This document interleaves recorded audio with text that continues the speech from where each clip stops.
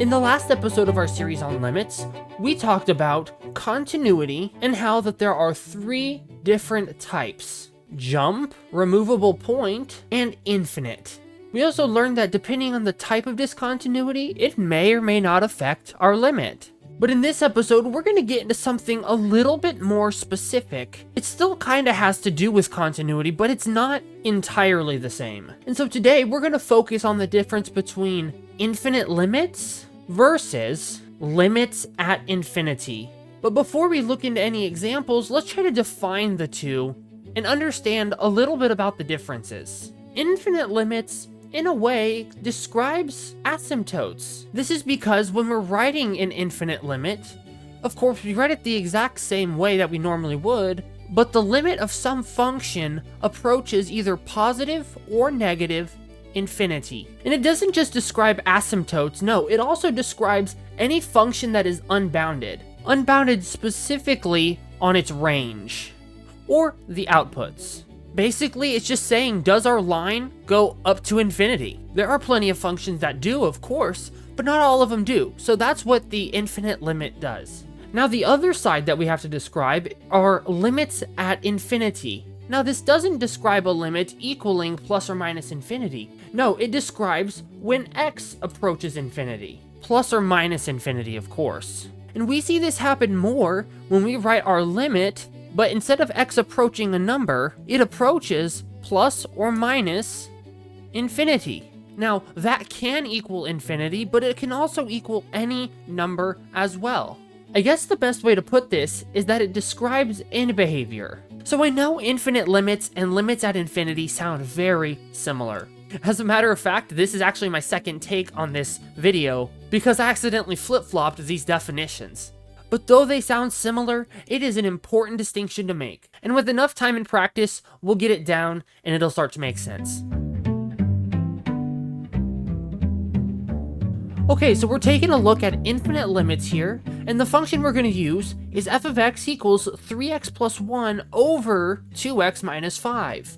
And what we're going to look for is the limit as x approaches 5 halves. So in this circumstance, most people would just substitute 5 halves in for x, like we have here, which would give us something a little bit like this. But of course, the problem is, when we evaluate this, we get 17 halves over 0. And in the math world, remember, that is a huge problem. We can't have a denominator of 0. But remember though, we do want kind of this reaction, because all we're trying to do is figure out what happens as x approaches 5 halves to our function. Now, before we just make assumptions and say, well, it's infinity, well, let's make sure. Just like we've talked about before, is there anything we can cancel out in this function? Well, 3x plus 1 and 2x minus 5 don't really have any common factors with each other. So there's no canceling. And this means the only option is that our limit is approaching 17 halves over 0, or we can just say, since it's all positive, it's approaching infinity. Guys, I gotta be a little real with you here.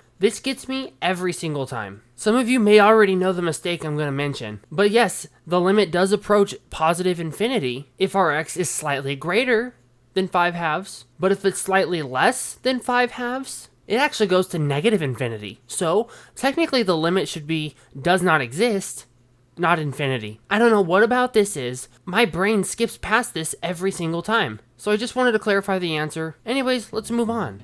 Okay, so our function here is f of x equals natural log of x plus 3. And we're going to try to find the limit as x approaches negative 3 of our function. Editor's note here, just as clarification, everything going forward, this should be negative 3 from the right. So with that in mind, let's continue. And so just like last time, it's actually a very similar story.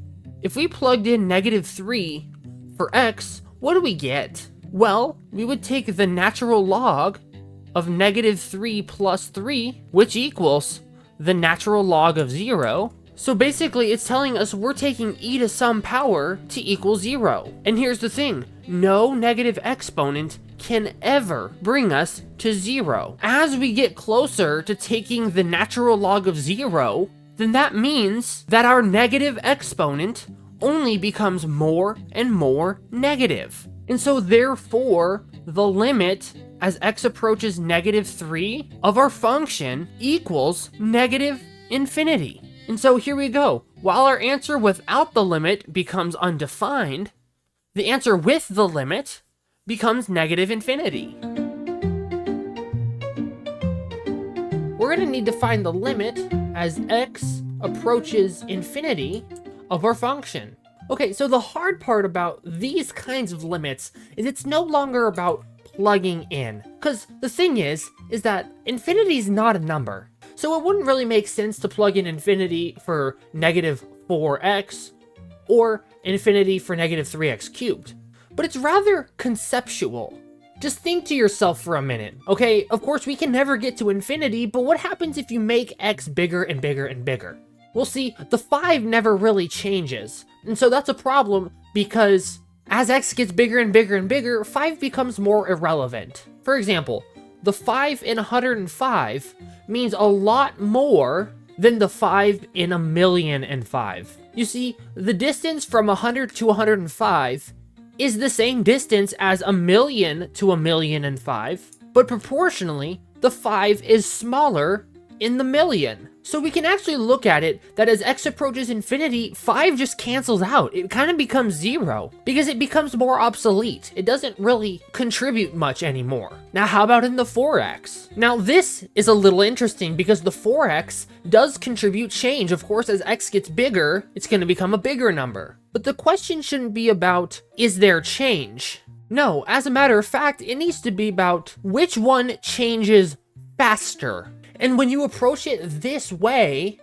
yes, 4x does grow pretty fast. But logically, a bigger change would happen with -3x cubed. Because exponents cause a greater change sooner. So really what we're looking at is what happens as x approaches infinity of -3x cubed. Well, considering the negative that's in front of our 3x cubed, if x gets bigger and bigger and bigger, naturally the answer would approach -infinity. And so the answer to our function, the end behavior as x approaches infinity equals -infinity. Let's do one more example. And so now here we have a limit with the function 3 over y plus 4, where y is approaching -infinity. This just means that our y is getting bigger and bigger in the negative direction. Let's compare if y equals 6 and y equals 999,996. Okay, well, in the y equals 6 example, we would get 3 over 6 plus 4, which equals, of course, 3 over 10, or 3/10. But what if I did the same thing for y equals this number? Well, it would be 3 over 999,996 plus 4, which that equals 3 over 1,000,000 or 3/millionths. Now, simply just from growing our y from 6 to 999,996, what do you notice about our decimal? Well, in a similar way of our last problem, the 4 becomes more obsolete as y gets bigger. But as y gets bigger, our answer gets closer and closer to 0. And so, logically, as y approaches either positive or negative infinity, in this case, we just approached positive, but it doesn't matter because the idea is that the denominator gets bigger, meaning that our answer approaches 0. And so what are the key takeaways when it comes to limits at infinity and infinite limits? Well, the important part is that despite them sounding similar, they are not the same at all. Basically, to summarize, limits at infinity is when the limit approaches infinity, and infinite limits are the result of the limit tending to infinity. It's a very similar sounding concept, but they are not the same. If you get that down, you are good to go. Keep it up, continue working hard. Thanks for watching.